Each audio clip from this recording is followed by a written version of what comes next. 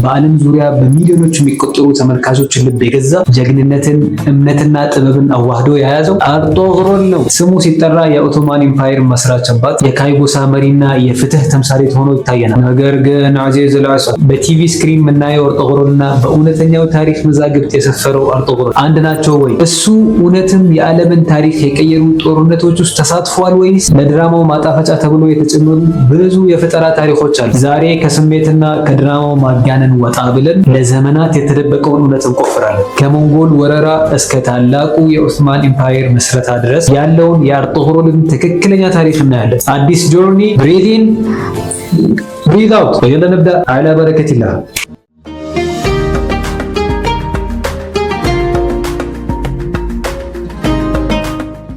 السلام عليكم ورحمة الله وبركاته. عزيز الأسل أهلا وسهلا ومرحبا. አርጦግሮል ኢብኑ ሱለይማን ሻህ በሌላ መዛግብት የአባቱ ስም ጉንዱዝ አልብ ሚሉ አሉ። አራት ወንድሞች ነበሩ። እሱ ሶስተኛው ልጅ ነበር። ታላቅ ወንድሙ ጎንዶግዶ ይባላል። አባታቸው ከሞተ በኋላ ከግማሽ የጎሳ ህዝብ ጋር ወደ መጀመሪያ የሚኖሩበት ቦታ ተመለሱ። ሁለተኛው ሶንግርትኪን ነው። እሱም ከታላቅ ወንድሙ ጋር ተመለሰ። አራተኛው ደግሞ ዶንዳር ነው። እሱ እስከ ዑስማን ዘመን ድረስ እንደኖረና ሙዋሪኾች እንደሚሉት ዑስማን ራሱ ነበር አጎቱን የገደለው። አክቹዋሊ ሙዋሪኾች እንደሚሉት ከሆነ አርጦግሮል ከሞተ በኋላ ስልጣኑን ለመያዝ ከቤዘንታይን ኢምፓየር ጋር እንደሰራ ይነገራል። ዘን ይሄን ኺያና ሲያል አጎቱን ሸኘው። ኤኒዌይ አዚዝ አልሐሰን የአርጦግሮልን ታሪክ ለመረዳት መጀመሪያ እሱ የኖረበትን ዓለም መረዳት አለበት። አርጦግሮል የኖረው የእስልምና እጅግ መራራና የጨለማ ጊዜ ውስጥ ነው። የምስራቁ ዓለም በሞንጎሎች እሳት እየተለበለበ ነው። የታላላቅ ስልጣኔ ማዕከል የነበረችው በግዳድ በሞንጎሉ መሪ ሆላኮ ካን እጅ ወድቃል። በዚህ ምስቅልቅል ውስጥ የአርጦግሮል ጎሳ ካይ ከኤስያ መሃል ለዘመናት ሲያባረራቸው ከነበረው የሞንጎሊያ ኃይል ለማምለጥ ወደ አናቶሊያ ወይንም የአሁኗ ቱርክ የተሰደደው። ነገር ግን አናቶሊያም ሰላም አልነበረም። ታላቁ የሰልጁክ ግዛት በውስጥ ሴራ እየተናወጠ በውጪ ደግሞ በመንጎሎች ተከቦ ነበር። ድራማው ላይ እንደምናየው ይህ ወቅት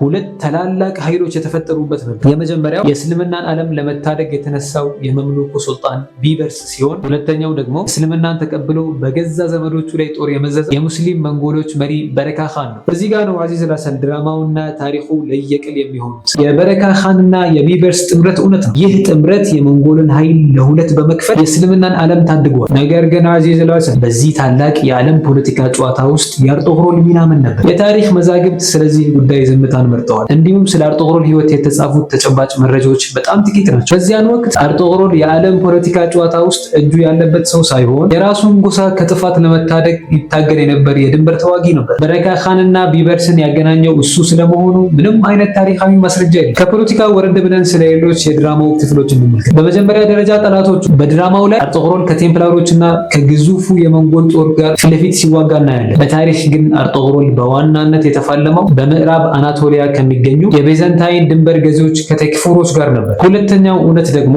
ስለ ታላቁ ምሁር ኢብን አልዓረቢ ነው። በድራማው ላይ ኢብን አልዓረቢ ለአርጦግሮል የመንፈሳዊ አባትና መካሪ ሆኖ እናያለን። የታሪክ ተመራማሪዎች እንደሚሉት ግን ሁለቱ ሰዎች በዘመን የመገናኘት እድላቸው በጣም ጠባብ ነው። ኢብን አልዓረቢ ወደ አኺራ የሄዱት አርጦግሮል ገና ወጣት እያለ ነው። ስለዚህ ድራማው ላይ የምናየው ግንኙነት መንፈሳዊ ትርጉም ለመስጠት የተጨመረ እንጂ ታሪካዊ እውነት አይደለም።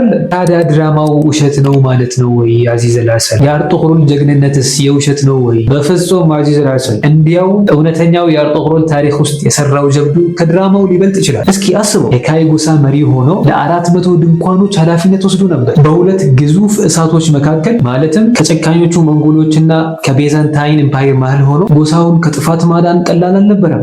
አዚዝ አልሐሰን ፊልሙ ላይ ስንመለከታቸው የነበሩ ፉቱሃቶች፣ እነዛ ሲከፍታቸው የነበሩ ቤተመንግስቶች ኦፍ ኮርስ አሉ። አዚዝ አልሐሰን አርጦግሮል ከተቆጣጠራቸው የመጀመሪያውን ስትራቴጂክ የሆነችው ቦታ ሶጎት ናት። ሌሎች ወታደራዊ ስራዎችን እዛ ያከናውን ነበር። ሌላው ፈትህ ዱመኒሽ ነው። በታሪክ ማዕረከት ዱመኒሽ ተብሎ ይታወቃል። ምናልባት የሙአሰስ ዑስማን ፊልም ላይ ከተመለከታችሁ አምሲ የሞተበትን ጦርነት ዱመኒሽ ብለው ሲጠሩ ተመልክተናል። አላየቲ ሐልን ዌር ቶኪንግ አባውት ታሪክ። ታዲያ አዚዝ አልሐሰን ከረጃ ሂሳረንስ እውነትም አርጦግሮልን የከፈተው? አንዳንድ መዛግብት አርጦግሮል በሰልጁቅ ሱልጣን ታግዞ እንደከፈታት ቢገልጹ፣ ሌሎች ሩዋያዎች ዑስማን የከፈታት ይላሉ። የተሻለው ግን አርጦግሮል ለፈትሑ መንገድ አመቻቸ የሚለው ነው። የአርጦግሮል ትልቅ ጀግንነት ሰይፍ መማዘዝ ብቻ አልነበር። ትልቁ ጀግንነት ስትራቴጂው ነበር። እሱ የመረጠው የመኖሪያ ቦታ ሶጎት ለልጁ ዑስማን እጅግ ምቹ የሆነ መደላደልን ፈጠረ። አርጦግሮል የዘረጋው የሰላምና የፍትህ መሰረት ልጁ ዑስማን ለ600 ዓመታት ዓለምን የገዛውን ኢምፓየር እንዲመሰርት አስቻለ። እሱ ባይኖር ዑስማን አይኖርም ነበር። ዑስማን ባይኖር ደግሞ አዚዝ አልሐሰን የዓለም ታሪክ